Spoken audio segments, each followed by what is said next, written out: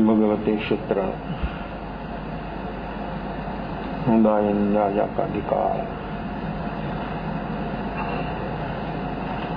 आगम में जिसका अधिकार हो गया, भगवान सर्वज्ञ ने जिसका अधिकार दिया, योग्यता के बिना अधिकार नहीं मिलता। जिस जिस प्रकार की योग्यता होती है, इस प्रकार से अधिकार मिलता है।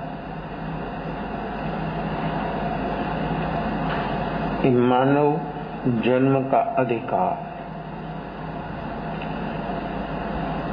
अपने को मिला है, वो अधिकार से हम और भी अधिकार प्राप्त कर सकते हैं।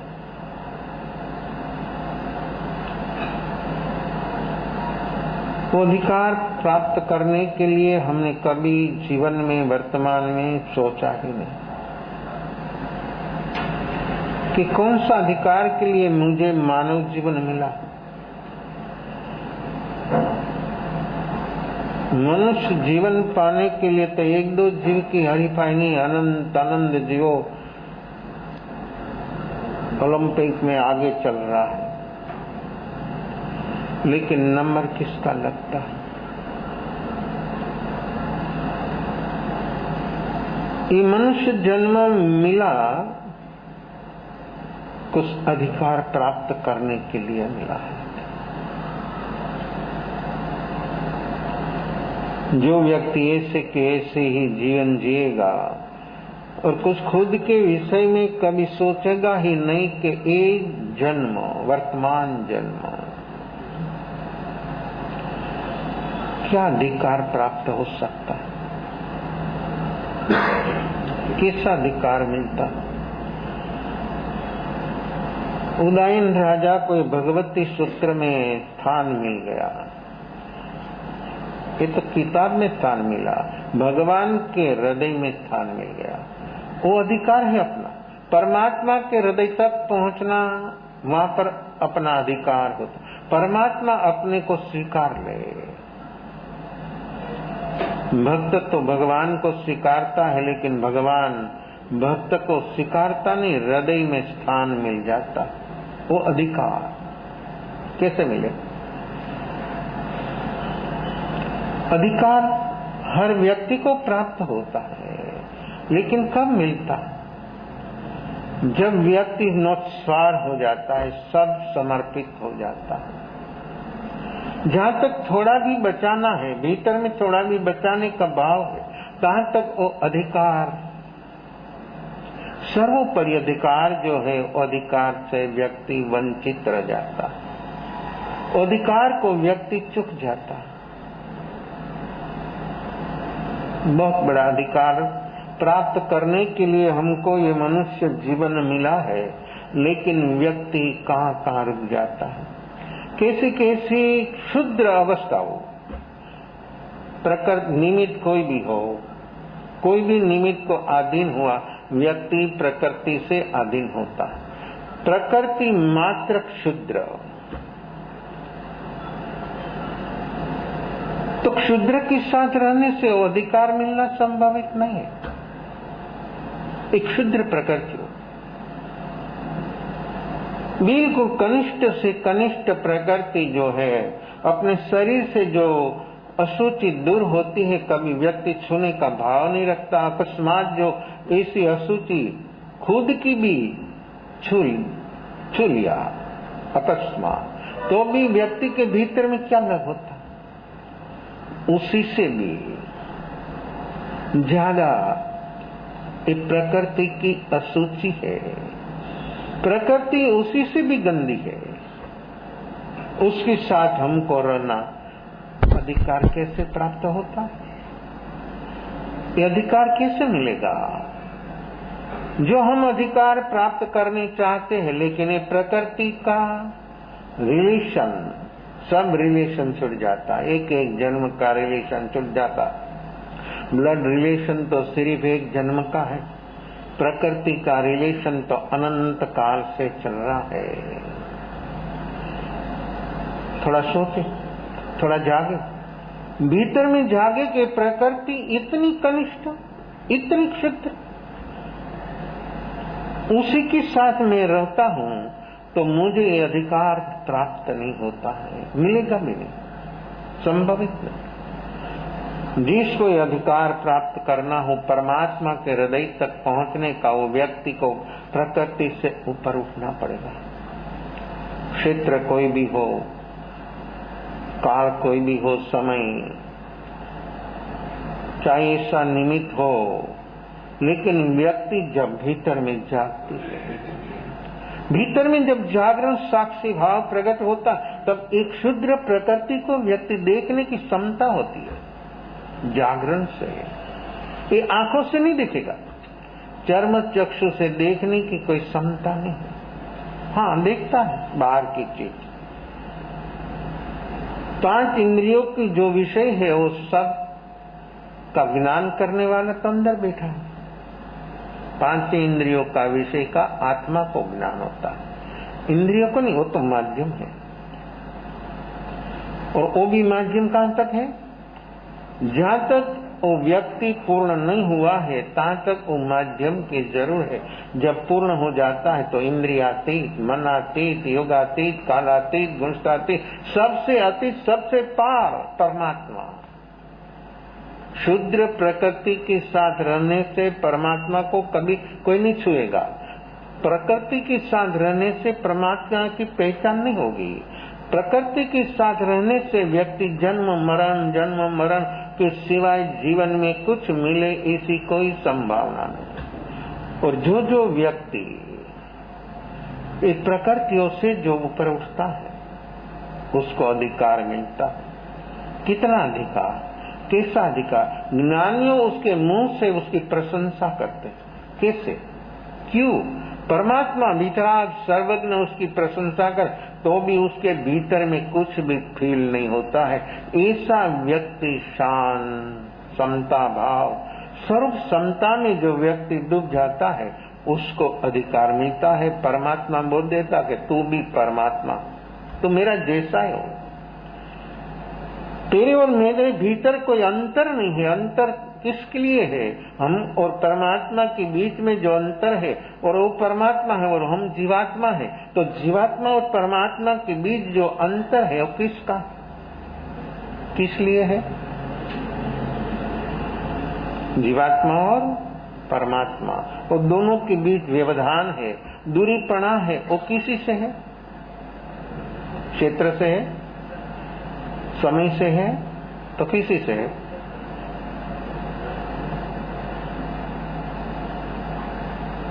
अपना और परमात्मा के बीच जो अंतर है वो किसी का है, किस लिए है? अपनी भीतर रही हुई नेगेटिव प्रकृतियों से अंतर है।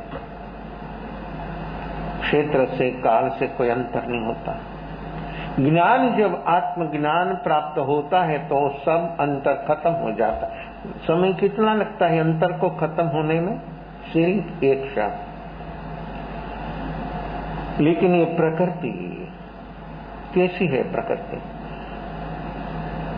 एक एक प्रकृति, क्रोध, मान, माया, लोभ, राग, द्वेष, संगना, वासना, लालसा, तृष्णा, कैसा है? जैसे आत्मा का गुण भी अनंत, ऐसे प्रकृति भी अनंत है। व्यवहार से देखने में आता है कि हर एक जीव के भीतर विविधता जो है, अलगपना जो है, वो किसी से है? प्रकृति से है। शरीर से भी, मन से भी, वाणी से भी, हाइट, वाइट, लाइट, सभी से जो अलगपना है वो सब नेगेटिव प्रकृतियों से ही है। जब व्यक्ति देखो, परमात्मा सिद्ध, परमात्मा में कोई अंतर, एक सिद्ध व अनंत सिद्ध, अनंत सिद्ध व एक सिद्ध। एक माही अनेक राचो, अनेक माही एक एकम। दो सिद्ध के बीच अंतर नहीं है। क्यों? अंतर किसी से होता, वो अंतर खत्म हो गया, तो अंतर रखने वाला क्या है? सदगुरु और शिष्य में भी अंतर है। क्यों? किस लिए?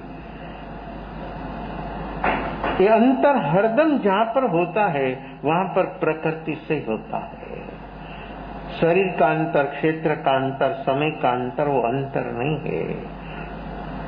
भीतर में जो प्रकृति है, प्रकृति से व्यक्ति खुद को बचाना मांगता है, खुद को अलग रखना मांगता है। खुद प्रकृति से व्यक्ति एम बोलता है कि आई एम समथिंग, मैं सर्वोपरि।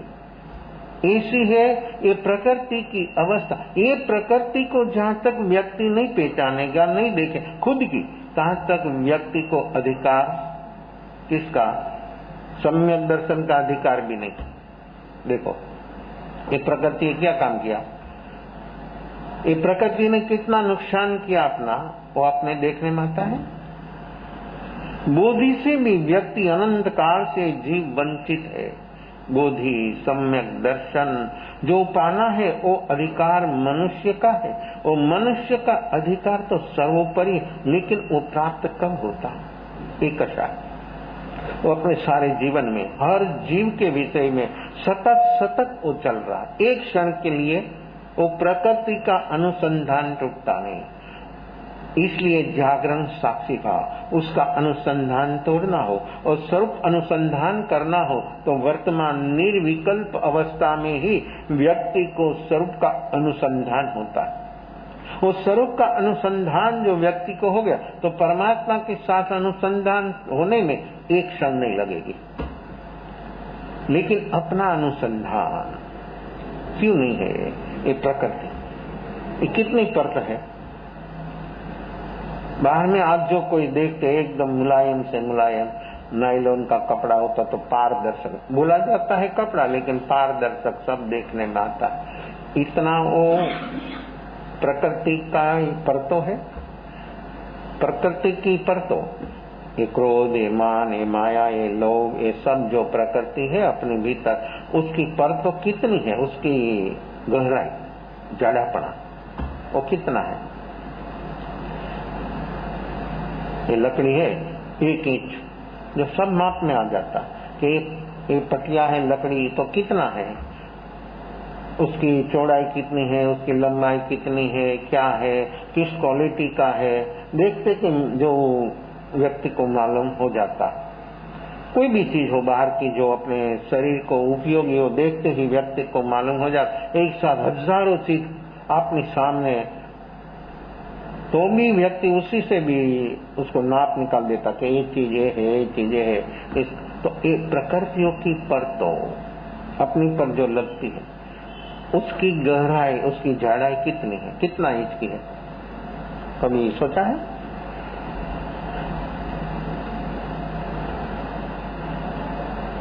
पतली से पतली कितनी पतली? लोग बोलेंगे एक बाल जितना अंतर रह गया, एक डोरा जितना, धागा जितना अंतर रह गया। आप रास्ता पर जा रहे हैं, कोई वाहन ठोस से आ रहा है बहुत बड़ा हेवी, और आपको और वाहन को एक डोरा का, एक धागा का अंतर रह गया, तो आप क्या? एक धागा का अंतर रहेगा तो क्या नहीं मालूम, बच गया। कितना? इतना अंतर रह गया उसको टकराने में तो व्यक्ति बच गया। हमारी प्रकृतियों के बीच में अपना अंतर कितना है? निमित्त और प्रकृति के बीच में अंतर कितना है? और उसी से हमको बचना है। एक्सीडेंट है क्या? निमित्त आने पर व्यक्ति को एक्सीडेंट होता। कैसे बचे? कैसे बचे? वहां तो अकस्मात आप एक धागा का अंतर रह गया और बच गया, और फिर आपको फील होता कि हाँ इतना अंतर रह गया तो बच गया। यहाँ पर अपने सामने बहुत बहुत प्रकार का अनुकूल प्रतिकूल निमित्त तो उपस्थित होता है। व्यक्ति के भीतर वर्तमान में जो जागरण साक्षी भाव जो हो, और व्यक्ति को निमित्त उपस्थित हुआ, भीतर में उस प्रकार की प्रकृति है। जिस प्रकार का निमित्त भी कर्म से खड़ा होता है, निमित्त कहां से आता है? ऐसे थोड़ा आता है। वस्तु रूप, व्यक्ति रूप, क्षेत्र रूप, क्लाइमेट रूप, वो जो सब कुछ आता है अपने सामने, वो ऐसे थोड़ा आता है मफत में। कैसे आता है? उसके साथ किसी ने किसी प्रकार से अतीत का व्यक्ति को रिलेशन बनाया है। वो किसी से? ये प्रकृतियों से। रिलेशन हर जीव के साथ है अपना अनंत काल का, वो सब प्रकृति का। वो प्रकृति का रिलेशन होने से वर्तमान में ये उदय रूप अवस्था यहाँ सामने आ गई और निमित्त अपने सामने खड़ा है। आया निमित्त। उस समय पर व्यक्ति के भीतर में क्या फील होता है? क्या हुआ? द्रव्य कर्म के उदय अनुरूप व्यक्ति के सामने निमित्त खड़ा हुआ। होता है, हर जीवों के सामने होता है। उस समय पर व्यक्ति उसको बचना है। वो ट्रैफिक ही बच गया, ये भी ट्रैफिक है। अपने भीतर जो चलता है दिन रात 24 घंटा विचारों का ट्रैफिक, उसी से अपने को बचना है। वो बचने के लिए व्यक्ति कभी तैयार जागृत। अपने कौन बचाएगा? इस समय पर अपने को कौन बचाएगा? कौन अपना सहारा? देखो, जागरण साक्षी भाव। जो व्यक्ति के भीतर में जागरण साक्षी भाव जो सतत, ये जागरण सतत रहना, हर हालत में, हर सहयोग में कंटिन्यू जो ये जागरण व्यक्ति के भीतर होता है, तभी वो काम हो। निमित्त आने पर जागरण होना कभी संभवित नहीं है। वहां तो एक रूप हो जाएगा। फिर मालूम होगा वो 5 मिनट के बाद, थोड़ा दिमाग ठीक होने के बाद व्यक्ति को मालूम होगा कि जरूर नहीं थी, ये क्या हो गया। फिर देखो, जब दिमाग थोड़ा ठीक होता है तब व्यक्ति को सुनी सुनाई जो कैसेट अंदर सेट किया ना, वो बोलने लग जाएगी। लेकिन उसको तो कुछ मालूम नहीं, वो तो होश है ही नहीं। वो बोलता ही भी बेहोशी में और फील होता ही बेहोशी में। जो होश होता है, और होश से जो व्यक्ति को ऐसा महसूस होने लगा कि ये जरूर का नहीं है, वो मैंने किया वो सब व्यर्थ है, तो व्यक्ति दूसरी दफा सचमुच वो व्यक्ति जाग जाता है। और जागा तो व्यक्ति सचमुच और निमित्तों के साथ उसको कुछ नहीं होगा। तो निमित्त आया अपने सामने, उस समय पर अपने फील नहीं हुआ तो क्या हुआ? कैसा हुआ? फील नहीं हुआ तो अंदर रही है प्रकृतियों की परतों। फिर क्रोध का निमित्त हो, मान का निमित्त हो, माया का, लोभ का, कोई भी निमित्त हो, अपने सामने जो हमारी भीतर इस प्रकार, इस क्वालिटी का जो जागरण है, तो व्यक्ति को फील नहीं होगा। फील नहीं हुआ तो क्या हुआ? कैसा हुआ? एक क्षण के लिए भी फील नहीं हुआ। वो समय कैसा है? उस समय के लिए आप क्या सोचते हैं? फील नहीं हुआ वो क्षण, ये वर्तमान, एक क्षण की विशेषता, एक क्षण की कीमत, एक क्षण में अपने को कौन सा अधिकार मिलता है? अधिकार तक पहुंचना है। अपने जो मिला है अधिकार मनुष्य जीवन का, उसी से बहुत बड़ा अधिकार पाने की अपने पास क्षमता है। लेकिन व्यक्ति ऐसी क्षुद्र प्रकृति हो, बिल्कुल क्षुद्र, गंदी से गंदी, इसकी जैसी कोई गंदी जगत में कोई चीज नहीं, उसको व्यक्ति कैसे पकड़ लेता है? वो पकड़ने से क्या होता है? फील हुआ तो क्या हुआ? मन गंदा हो गया, राग द्वेष से दूषित हो गया, वाणी गंदी हो गई। जब आवेश में व्यक्ति होता है तो जो बोलता है कैसा गंदा बोलता है, दूसरों को भी लगता है कि कैसे गंदी गाली देता है। तो गाली तो गंदी कैसे हो गई? शब्द है तो गंदा कैसे हो गया? वाणी है, वो कैसे गंदा हो गया? देखो, राग द्वेष को, कषायों को छूकर जो कोई होगी चीज, वो सब गंदा हो जाएगी। फिर वाणी भी ऐसी हो जाएगी, भी शरीर भी ऐसा गंदगी से मलिन हो जाएगा, इतना मलिन हो जाएगा कि व्यक्ति को साफ करने में दिवसों नहीं जन्मों का जन्म।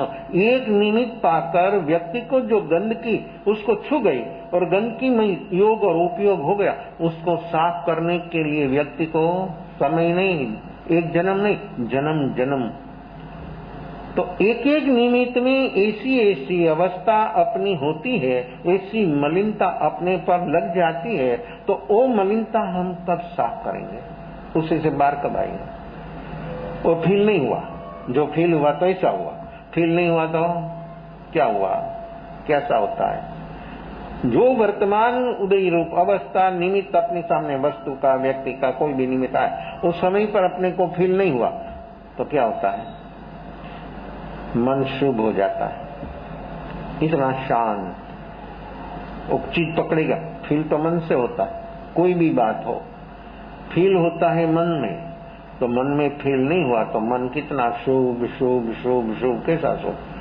देखो, आपका वर्तमान में निर्विकल्प अवस्था में स्वरूप का लक्ष्य हो जाता है, तो व्यक्ति को ये शुभ कैसा शुभ हो जाता? किस क्वालिटी का शुभ? Super quality. जब गंदगी से, जब प्रकृति से व्यक्ति अलग हो सका, वो है पुरुषार्थ, ये है वर्तमान।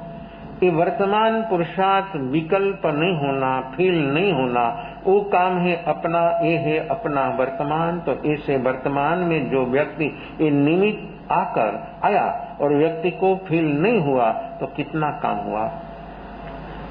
मन शुभ हो गया। कितना शुभ?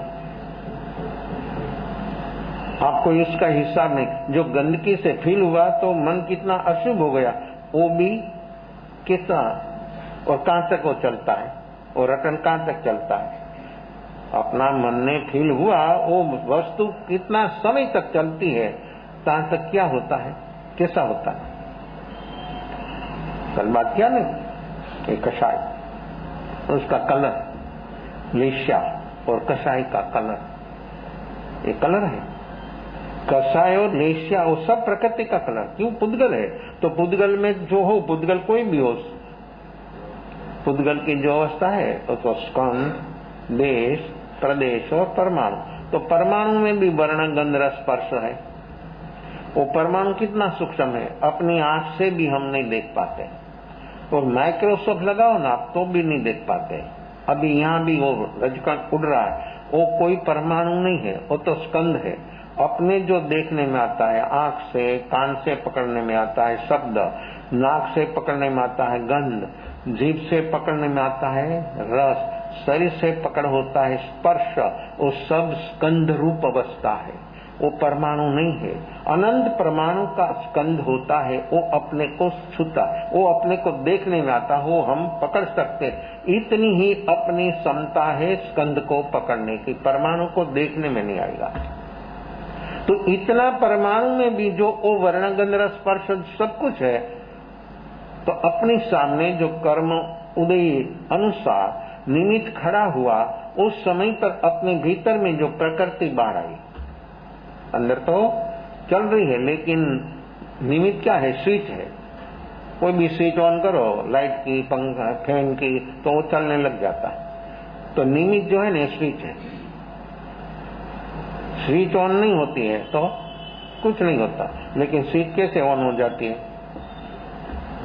वहां हाथ भी नहीं हिलाना होता है, पैर भी नहीं हिलाना होता है, और स्विच कब ऑन हो जाती है वो मालूम नहीं होता। कितनी स्पीड से काम होता है, निमित्त आने पर व्यक्ति की स्विच कैसे ऑन हो जाती है और व्यक्ति कहां पहुंच जाता है वो मालूम नहीं है। तो उस समय पर व्यक्ति को जब फील होता तो ऐसा अशुभ, अशुभतम, अशुभता, और जो फील नहीं हुआ तो मन शुभ हो गया, वाणी शुभ हो गई, और शरीर कितना शुभ, कितना शुभ। तो ये जो उदय रूप क्रोध का निमित्त आया, क्रोध अपने को फील नहीं हुआ तो क्या होता है? शुभ शुभ, ये तो योग बना। फिर दूसरा तो शुभ वो पुण्य है, बराबर समझे? शुभ चाहे इतना हो, चाहे ऐसा हो, सुपर हो, तो भी शुभ यानी पुण्य, शुभ कर्म। पुण्य ये धर्म नहीं है, पाप अशुभ कर्म, पुण्य शुभ कर्म, और धर्म निर्विकल्प शुद्ध, वो है वर्तमान, वो है अपना स्वभाव। इस स्वभाव रूप धर्म को जो अपने को अनुभव करना, तो ये है अपनी पास वर्तमान। तो ये फील नहीं हुआ तो व्यक्ति को क्या होता है? उस समय क्या होता है? निर्विकल्प रहा, फील नहीं हुआ तो वो व्यक्ति को नया जो होना वो नया नहीं हुआ, और जो पुराना है वो पुराना सब खत्म। देखो ये पुरुषार्थ कैसा है, नया हुआ नहीं, पुराना जो है सब खत्म, और वो व्यक्ति का परिणाम जो निमित्त आया, फील हुआ, तीनों योग अशुभ हो गया, परिणाम अशुभ, अशुभतम, अशुभतर हो गया, और लेस्या भी कैसी हो गई। जब व्यक्ति को कोई भी निमित्त आता है, तब क्रोध का निमित्त आया तो क्रोध, जहां तक बोधि प्राप्त नहीं है तहां तक व्यक्ति को अनंतानुबंधी का क्रोध है। बात बात में आग बबूला हो जाता है तो ये अनंतानुबंधी का क्रोध है, ऐसा नहीं समझना। व्यक्ति को जीने की इच्छा, मृत्यु का भय है, जीने की इच्छा, मृत्यु का भय है, इस सभी कैसा आ गया उसमें, एक नहीं सभी। उसमें क्रोध भी है, उसमें मान भी है, उसमें माया भी है, उसमें लोभ भी है। तो जीने की इच्छा से तो कोई नहीं जी सकता, आयु होगा तो जी सकता है। और भय, वो भय तो तब तक रहेगा जहां तक व्यक्ति को बोधि प्राप्त नहीं है, तहां तक भय रहेगा। बोधि प्राप्त होने के साथ ही भयों से व्यक्ति मुक्त हो जाता। एक भी भय व्यक्ति में नहीं रहता, एक बोधि सम्यक दर्शन पाने तो उस समय पर व्यक्ति को क्या होता है, जब फील नहीं हुआ तब उसकी प्रणति, योग शुभ हो गया, प्रणति कितनी शुद्ध हुई, अपना परिणाम कितना शुद्ध कितना शुद्ध हुआ, और इस समय पर जो कर्म सत्ता में है वो कर्म खत्म हो जाएगा, और क्रोध, मान, माया, लोभ, राग, द्वेष सब उसका उपशम, क्षयोपशम, क्षय सब कुछ हो जाएगा, और उसकी प्रणति इतनी निर्मल, तो लेस्या कैसी होगी। एक कृष्ण लेशा, महाकृष्ण लेशा, नील लेशा, कापोत लेशा, तेजो लेशा, पद्म लेशा, कौन सी लेशा हो जाती है, शुक्ल लेशा हो जाती है। मनुष्य और तिर्यंत को 6 लेशा है, और द्रव्य भी बदलती है और भाव भी बदलता है। द्रव्य लेशा भी है, भाव लेशा भी है। द्रव्य लेशा में वर्ण, गंध, रस, स्पर्श है, भाव लेशा में तो आत्मा की चीज आगे बढ़ती है, और नारक और देवों को द्रव्य लेशा नहीं बदलती है, भाव लेशा हर जीव को बदलती। नारक को 3 लेशा है, कृष्ण, नील और कापोत। देवों को 3 लेशा, तेजो, पद्म, शुक्ल। मनुष्य को 6। मनुष्य को सब संभावना, सब अधिकार, वो मनुष्य ही परमात्मा हो सकता है, देव नहीं, नारक नहीं, तिर्यंत नहीं, मनुष्य ही परमात्मा का अधिकार मनुष्य से होता। इसलिए मनुष्य में सब कुछ है, और सब कुछ होने पर भी सभी से ऊपर भी उठ सकता है, सब खत्म हो सकता है।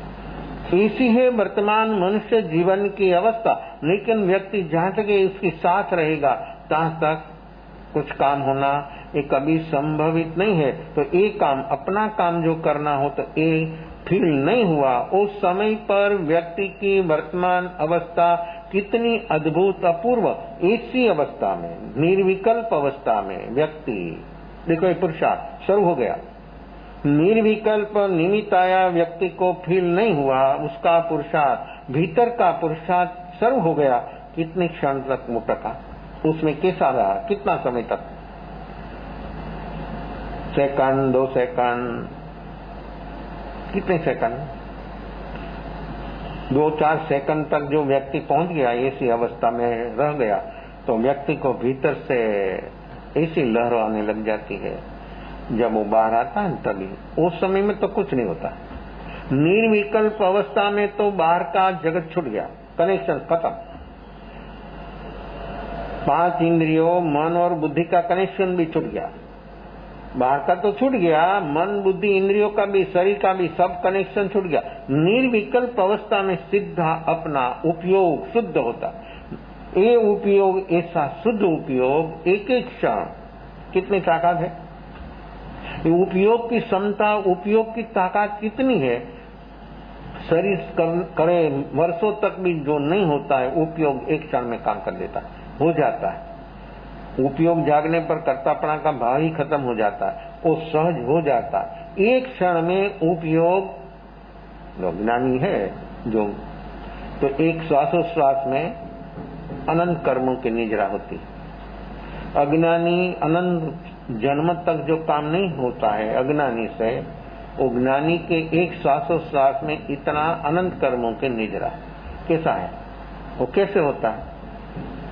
अज्ञानी अनंत जन्मों में कुछ भी करे तो भी जो नहीं होता है, ये ज्ञानी के एक श्वासोश्वास में इतना कर्म क्षय हो जाता है। वो कैसे होता है? वो तो कुछ करता ही नहीं है, तो भी जहां तक करता है ना तहां तक कर्म है, करता है तहां तक कर्म है। मां करता मिट गया, मैं करता नहीं हूं, मैं कर्म क्षय करने वाला भी नहीं हूं। कर्म क्षय करना वो तो मन बुद्धि के बात वही बोलता है, मन बुद्धि से समझ में आती है, लेकिन अकर्तापना का भाव तो भीतर में होता है। और भीतर में जब व्यक्ति निर्विकल्प हो गया तभी अकर्ता हो गया। अकर्ता होने में व्यक्ति की वर्तमान अवस्था उस सभी से पर हो गया, सभी से अलग हो गया, मन बुद्धि शरीर इंद्रियों सभी से अलग हो गया। और उसका परिणाम, उसकी प्रणति इतनी शुद्ध हो गई, और शुद्ध प्रणति में कर्म भीतर में रहा हुआ कर्म, सत्ता में रहा हुआ कर्म नहीं आना तो बंद। जागरण साक्षी भाव जिसके पास सतत रहता है उसको आने का बंद हो गया। पुराना जो है वो पुराना एक एक क्षण क्षण पर इस निर्विकल्प अवस्था में उपयोग जब इतना जगजोर होता है तो उपयोग एक एक क्षण क्षण पर अनंत कर्मों की निजरा होती है। ये है वर्तमान, ये है अपना, ये उसी से वर्तमान में जो जी लिया और वर्तमान में जो व्यक्ति जीता है उसको अधिकार प्राप्त हो जाता है परमात्मा का, तो परमात्मा हो जाता है। जीवात्मा से परमात्मा हो जाता है। ये मनुष्य जीवन का इतनी ऊंचाइयों तक पहुंचने की संभावना है। तो हम वर्तमान में ऐसा जीने के लिए थोड़ा प्रयास करें तो अपने जो वर्तमान में जिया तो मिथ्या तो जाएगा, अवरत जाएगा, प्रमाद जाएगा, कसाय जाएगा, सब जल जाएगा। वर्तमान में जीने से आश्रव का मेन 5 कारण एक भी नहीं रहेगा।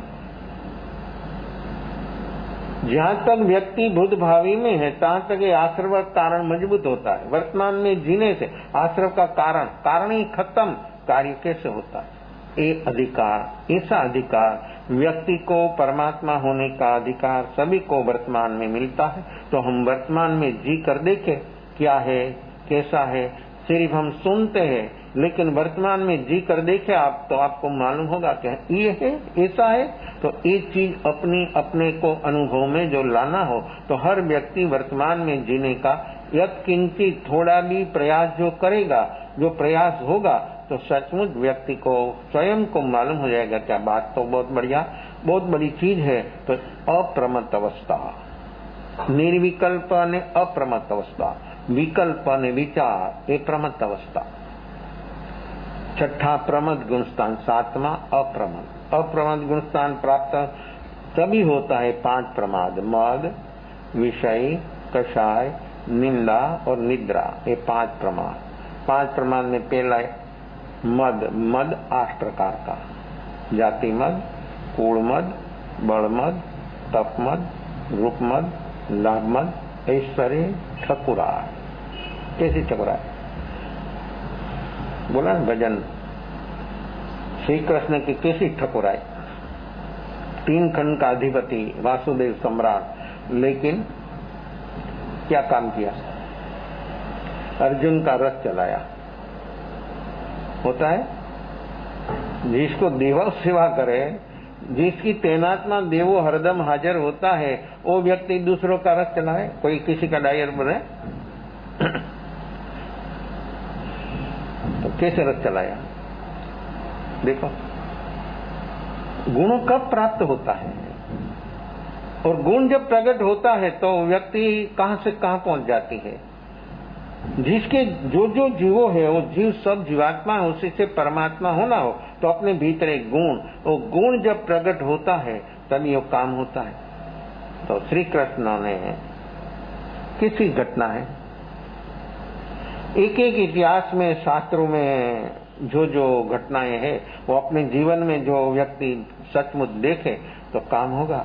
इसी वासुदेव जैसी सम्राट व्यक्ति, 3 खंड का अधिपति और हजारों देवों जिसकी सेवा में तत्पर हो, इसी व्यक्ति दूसरों का नौकर बन जावे, सारथी बन जावे। कैसे? अधिकार, देखो ये अधिकार कैसे लिया? अर्जुन को ये अधिकार कैसे मिला?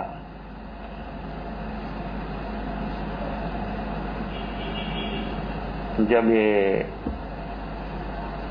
पांडवों और कौरवों कौरवों 100 भाई, दुर्योधन आदि, धृतराष्ट्र का पुत्र,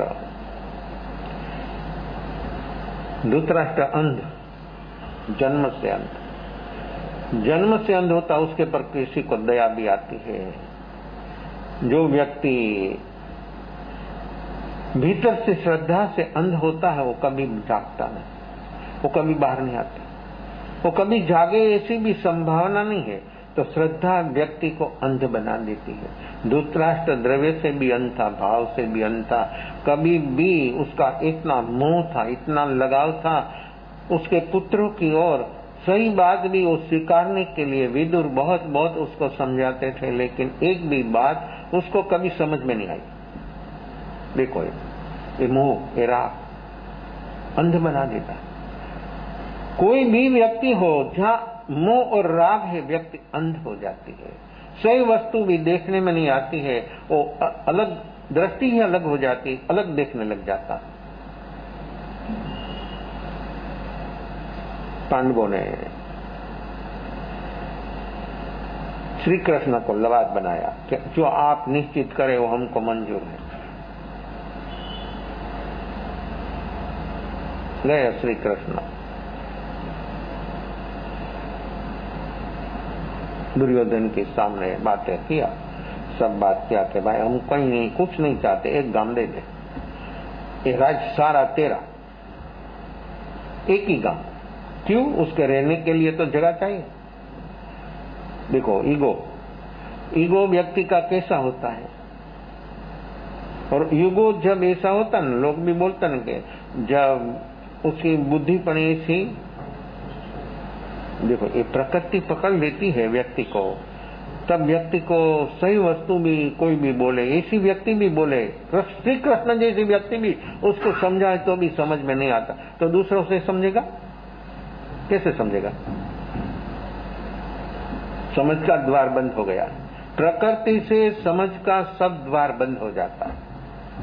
प्रकृति जहाँ तक नरम नहीं होती है तहाँ तक समझ का द्वार भी, इसलिए मिथ्या दृष्टि होता है। वो व्यक्ति खुद जो सुनता है, खुद की धारणा मान्यता ऐसे उसका अर्थ लगा देता है।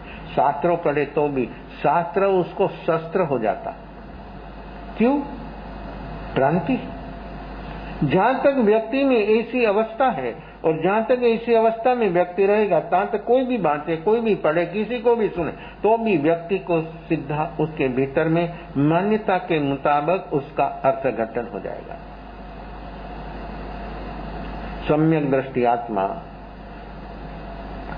कोई भी चीज पढ़े, इसलिए शास्त्र में ऐसी भी आज्ञा है कि गुरु की आज्ञा बिना मुनि कोई शास्त्र नहीं पढ़ सकता है। तो क्यों? उसकी योग्यता कैसी है, किस प्रकार की है? उसकी योग्यता हो तो उसको ऐसे बोले कि हाँ ये पढ़ो, ये पढ़ो, ये पढ़ो। जो उसकी तैयारी नहीं है और उसको जो कुछ भी शास्त्र लेकर जो पढ़ने को बैठ जाए, तो उसका 100% विपरीत उसका परिणाम होता। तो उसके लिए शास्त्र जो मुक्तिदायक है, कल्याण का मार्ग उसी से मिलता, उसका मार्ग कुंठित हो जाता और व्यक्ति की मान्यता और विपरीत हो जाती। तो एक गांव ने कुछ नहीं देना, भाई हमारे संग्राम नहीं खेलना है, हमारी लड़ाई नहीं करना है, तुम दे दे। नहीं समझा, काम पूरा हो गया, नहीं देना। अधिकार है तो भी, उसका हिस्सा है तो भी, तो ही देना नहीं। ये क्या बोलना? ऐसे ऐसे होता है संसार में, ऐसे चलता रहता है, हरदम चलता रहता है। हर जगह पर छोटे मोटे व्यक्ति हो तो भी क्या, कोई भी हो तो भी क्या, ऐसा चलता रहता है हरदम। जिसके पास जो होता है वो व्यक्ति के भीतर में ऐसा ममत्व हो जाता है,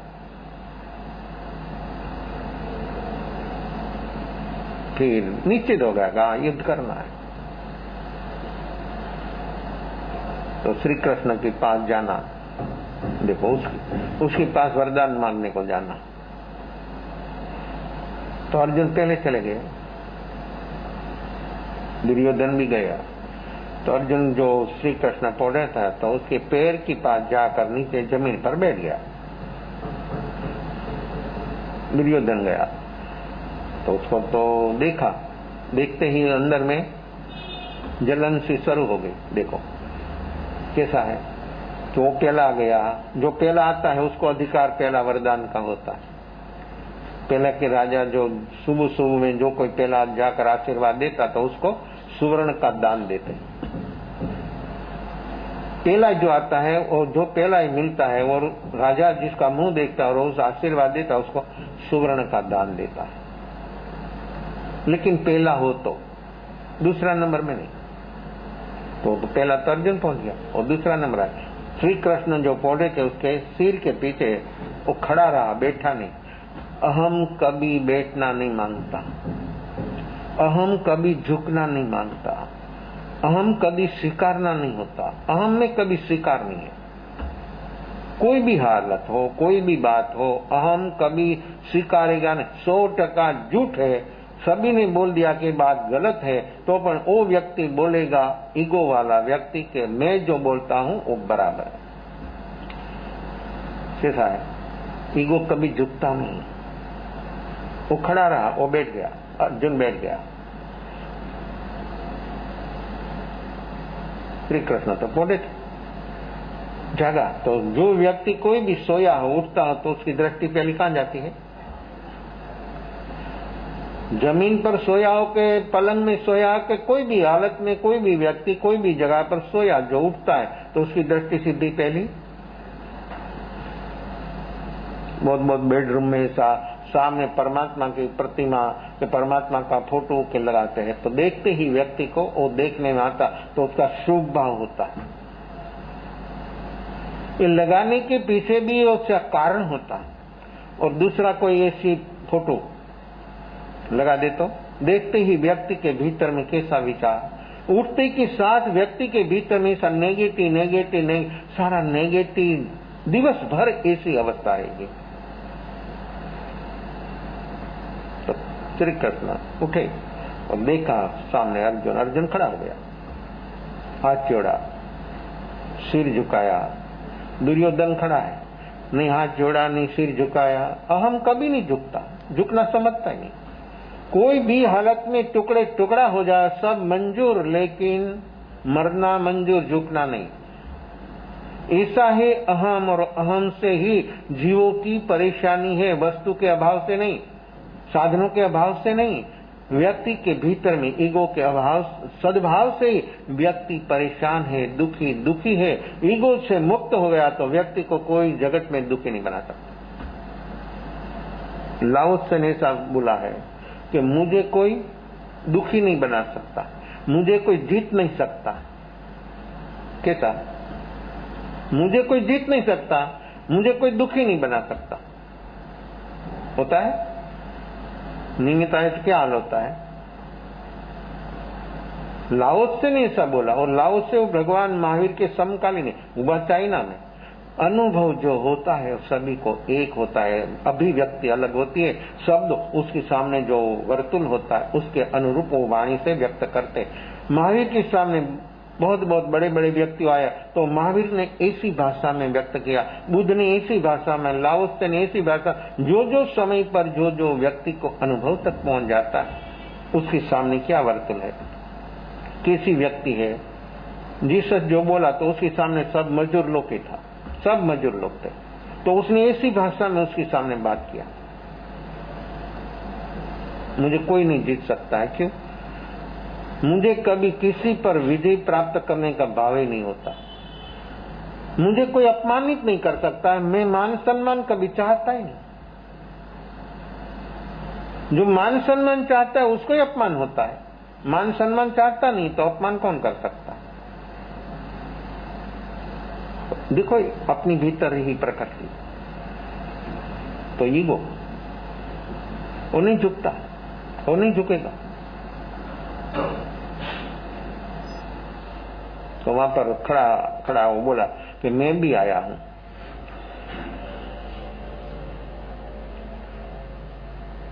तो वरदान पहला मांगना तो पहला आया था अर्जुन, तो उसका ही नंबर था।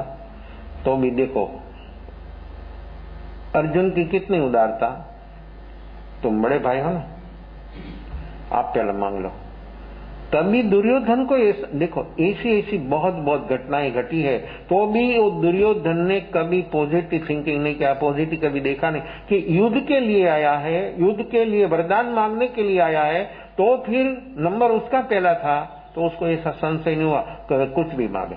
और दुर्योधन के भीतर में ऐसा होता था, जो पहला मांगेगा तो श्री कृष्ण की 18 अक्षौणी सेना वो मांग लेगा तो उसका विजय हो जाएगा, मैं हार जा, भीतर से ही हार गया। ईगो वाला व्यक्ति हरदम हार जाता, कोई भी क्षेत्र में हो, छोटा क्षेत्र हो कि बड़ा क्षेत्र हो, ईगो वाली व्यक्ति हरदम हार जाती है, ईगो हरा देता है। ईगो की ऐसी चोट लगती है कि व्यक्ति खत्म हो जाता है। लेकिन तो फिर व्यक्ति की बेहोशी से व्यक्ति कभी जागने के लिए तैयार नहीं होता। आप भी मांगो, तो उसको तो वही भाव था, सामने जाकर हाथ जोड़ा कृष्ण, श्री कृष्ण के सामने जाकर, और श्री कृष्ण बोला कि जो मांगना हो मांगो, आपकी 18 अक्षौणी सेना मुझे दे दो, तथास्तु। एक विकल्प नहीं किया, खचकाया भी नहीं कि अर्जुन पहला आया है उसको मांगना है। कैसे होता है? होता है, छुपता है। देखो मालिकी भाव, अपना अधिकार क्या है, हम परमात्मा हो सकते, ऐसा अधिकार अपने को मिला है, लेकिन व्यक्ति क्षुद्र चीजों में कहां रुक गया है, व्यक्ति को मालूम नहीं। ये लोग की एक थोड़ी समय तक, थोड़ा वर्षों के लिए जो चीज जरूरी है वो चीज नहीं हो तो नहीं चलेगा, तो उसके लिए व्यक्ति नौस्वार कर देता, सारा जीवन समाप्त करने के लिए व्यक्ति तैयार हो जाता। अर्जुन को बोला श्री कृष्ण, मांगना हो मांगो। अर्जुन हाथ जोड़कर नमस्कार कर बोले कि मैं आपकी, मेरे पक्ष में सिर्फ श्री कृष्ण, बस दूसरा कुछ नहीं मैं चाहता। दुर्योधन बोला कि खड़ा रहे, देखो वहां भी उसको तकलीफ हो गई। अहम वाली व्यक्ति को क्षण क्षण पर, कदम कदम पर तकलीफ तकलीफ तकलीफ तकलीफ, प्रॉब्लम प्रॉब्लम, नो प्रॉब्लम तो तभी होगा जब व्यक्ति ईगो से ऊपर उठेगा तभी। और बोधि भी जीव को नहीं होने का मेन कारण है ये ईगो, ये अनंतानुबंधी का अहम अपने भीतर है, तहां तक नहीं होगा, नहीं होगा। कुछ भी करो, सिर पटक कर खून निकालो तो भी नहीं होगा। हाँ, ईगो से जो ऊपर उठ गया, लेकिन उठेगा कैसे? कौन उठ सकता है? जिसके पास है जागरण, साक्षी भाव, बाकी ना सब उपाय आपके लिए शुभ शुभ शुभ शुभ तक पहुंचाएगा, अशुभ से शुभ में आएगा, और अशुभ में शुभ में तो अनंत दफा आया। और ये मनुष्य जन्म भी अपने को मिला है, वो भी शुभ से पुण्य से मिला है, अभी तो उसी से ऊपर उठना है। अभी तो ये बोधि सम्यक दर्शन पाना, ये अनंतानुबंधी का क्रोध मान माया लोभ जहां तक है तहां तक आत्मा का जवेरात, आत्मा की अनुभूति साक्षात्कार, ये दुखों का कारण मिटे ऐसी कोई संभावना ईगो। दुर्योधन बोला के खड़े रहे, श्री कृष्ण तू मांगता है तो मेरा एक उसके सामने एक प्रश्न है, और वो श्री कृष्ण स्वीकार करे तो तेरे पक्ष में श्री कृष्ण आएगा, नहीं तब नहीं आएगा। देखो देने वाला दे रहा है और दूसरों को जलन सी होती है, कोई कोई दान देता है, कभी कभी तो ऐसा होता है। एक ऐसी घटना कलकत्ता में घटी होता है तो सब सिटी में, गांव में, छोटे मोटे जहां जहां मनुष्य है वहां पर ऐसी घटना घटती है। एक व्यक्ति सुबह सुबह में 1 घंटा रोज जो उसके घर पर आए उसको खाने पीने की चीजों उबारता था, क्यों लग जाती। तो बाजू में पड़ोस में रहता वो भी आदमी श्रीमंत था, लेकिन वो देखकर उसका लोग जो बोले उसकी बात, उसकी प्रशंसा करे तो उसको जलन सी होने लगती थी, दुखी होता था, देता था वो, दुखी होता था। कैसी कैसी जीवों की अवस्था होती है। और लगा, वो दे रहा है वो सब खाली नहीं हो जाएगा, उसका क्या तेरा। उसका सब खाली नहीं हो जाएगा। वो क्यों? और उसकी प्रशंसा उसी से सहा नहीं जाता था। वहां भी ईगो। दूसरों की प्रशंसा भी व्यक्ति नहीं सुन सकता, समझना कि उसके भीतर में ईगो है। और गुणी जनों की प्रशंसा भी योग्य व्यक्ति के सामने किया जाता है तो व्यक्ति ठीक होता है, नहीं तो सामने वाली व्यक्ति के भीतर में ऐसा भाव होता है कि तुम ऐसे बोलते, लेकिन वो बोले कि ऐसा है वैसा, उसकी दृष्टि कोई अलग प्रकार की है। तो जहाँ जहाँ ये प्रकृति का साम्राज्य है वहां पर दृष्टि विपर्यास होती है। श्री कृष्ण तेरे पक्ष में तो आएगा तो रहेगा, उसके हाथ में हथियार नहीं लेना। लड़ाई करना है ना, वहां तो हथियार होना ना, हथियार हाथ नहीं लेना। तो आए तेरे पक्ष में। अर्जुन कहे आपकी बात मुझे मान्य है। दुर्योधन ने जो प्रस्ताव रखा, श्री कृष्ण तो सुनता था मौन, वो कोई बोलता नहीं था। वो भी देखता था कि दुर्योधन की अवस्था क्या है, अर्जुन की अवस्था क्या है, और जिसके पक्ष में श्री कृष्ण है उसका विजय ही विजय, विजय ही विजय। जहाँ पर व्यक्ति को सत्य है, सत्य का विजय होता है। ईगो हरदम हार जाता है, ईगो हरदम खता खाता है, हरदम अनंत अनंत जन्मों से व्यक्ति का जन्म मरण जो बन रहा वो भी ईगो से हो रहा। लेकिन व्यक्ति उसी से बाहर आने के लिए, उसी से ऊपर उठने के लिए व्यक्ति कभी तैयार नहीं हुआ। फिर रथ हो गया सारथी, हाथ में हथियार तो लेना नहीं है, तो क्या काम करना और उसके साथ रहना है। हथियार हाथ लेना नहीं है और उसके साथ रहना है, तो कैसे रहे? देखो ये सहयोग, कैसे सहयोग होता है। तो अर्जुन की ओर श्री कृष्ण का भाव कैसा, और अर्जुन का श्री कृष्ण की ओर समर्पण कैसा। ये कैसे घटना घटी? समर्पण से। समर्पण से परमात्मा सेवक हो जाता है। सेवक का सेवक उसका सेवक बन जाता है परमात्मा। जब व्यक्ति के भीतर में ऐसा झुकाव होता है, व्यक्ति जब झुक जाते हैं, सब प्रकृतियों से ऊपर उठ जाती है, तब ऐसी घटना घट जाती है। लेकिन व्यक्ति कभी एक झुकना सीखे तो ये काम हो सकता है। तो जो व्यक्ति झुके तो ऐसा काम हुआ। तो ये कैसे हुआ? इसी भीतर में आपस में ऐसी एक प्रतीति और प्रीति और प्रेम कैसा, अर्जुन का श्री कृष्ण की ओर, श्री कृष्ण का अर्जुन की ओर, वो कैसे हुआ? दोनों मनुष्य था ना, दुर्योधन भी अर्जुन भी, और श्री कृष्ण बीच में। तो क्या हुआ, कैसा हुआ? एक एक कार्य में श्री कृष्ण अर्जुन के सहयोग में हरदम रहा और कैसा एक उपदेश किया। संग्राम भूमि में उपदेश होता है, होता है। घर में भी उपदेश नहीं सुनता है लोग, संग्राम भूमि में उपदेश। और गीता 18 अध्याय गीता का, अर्जुन की तैयारी कैसी और श्री कृष्ण की विशेषता कैसी। संग्राम भूमि में उसको उपदेश किया, उपदेश टेलीपैथी से किया। और ये जो गीता है उसका पहला अध्याय का नाम है विषाद योग। विषाद यानी दुख, दुख से जन्मा हुआ वैराग्य, दुख गर्भित वैराग्य, मोह गर्भित वैराग्य, ज्ञान गर्भित वैराग्य, शमशान वैराग्य। एक दुख गर्भित वैराग्य अर्जुन को प्रकट हुआ। संग्राम भूमि में वैराग्य कैसा होता है? भरत और बाहुबली दोनों युद्ध किया, बाहुबली का विजय हुआ, विजय में वैराग प्रकट हुआ। देखो कैसा है, कैसी कैसी चीज है। एक एक घटना जो देखो तो अपने को ऐसा होता कि ऐसे पुरुषों इसी विधि में वैराग्य। और यहाँ व्यक्ति को इतनी परेशानी प्रतिकूलता आती है तो एक क्षण के लिए भी व्यक्ति जागता नहीं, कैसे काम होगा? सामने पक्ष में द्रोणाचार्य, भीष्म पिता, अश्वत्थामा सब अर्जुन ने देखा। सामने पक्ष में उसके सामने हथियार उठाना, उसके पर हथियार उठाना, वैराग्य, दुख गर्भित वैराग्य, विषाद योग। कैसा उपदेश और टेलीपैथी, ये बोलने से तो कितना समय निकल जाता। टेलीपैथी से जो उपदेश किया उसको, और ये उपदेश ग्रहण करने की उसकी शक्ति, अर्जुन की योग्यता, कहाँ पहुंच गया, कैसी उसकी अवस्था हो गई। तो अपनी भी वर्तमान में ऐसा अधिकार, ये अधिकार प्राप्त करना है। श्री कृष्ण को प्रिय हो गया अर्जुन, तो उसका सब क्षेत्र में, सभी अवस्था में रक्षण ही रक्षण, उसकी सलामती श्री कृष्ण के हाथ में थी।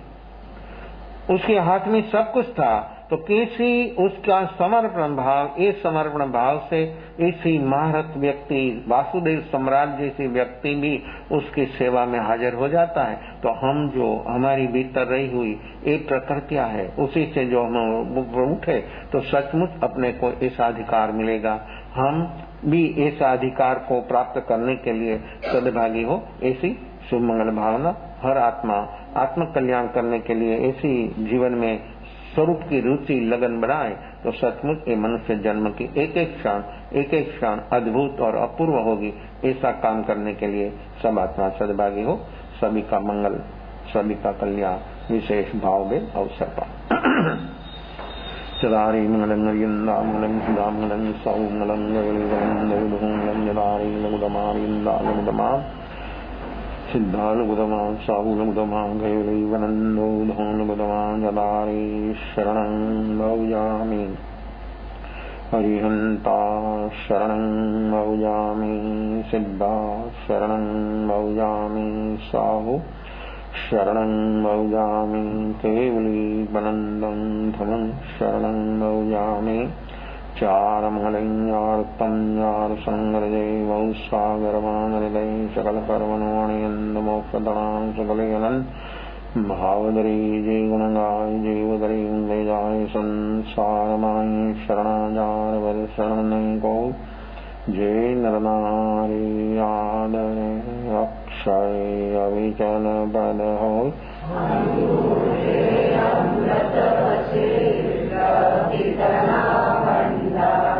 श्री गुरु गौतम समरिये मनवंकित फलदाता भावे भावन भाविये भावे दीके दान भावे सर्वाराधिये भावे केवल ज्ञान भावे बदनीयवान विभूतो आयाहीनं कयाहीनं करेमि वन्दामि नमस्यामि सत्कारेमि सम्मानेमि कल्याणं मङ्गलं देव्यं चेयं पदास्वामिमते विभूतो आयाहीनं कयाहीनं करेमि वन्दामि नमस्यामि सत्कारेमि सम्मानेमि कल्याणं मङ्गलं देव्यं चेयं पदास्वामिमते विभूतो आयाहीनं कयाहीनं करेमि वन्दामि नमस्यामि सत्कारेमि सम्मानेमि कल्याणं मङ्गलं देव्यं चेयं पदास्वामिमते। माय स्वामी भगवान सदगुरु चतुर्वेद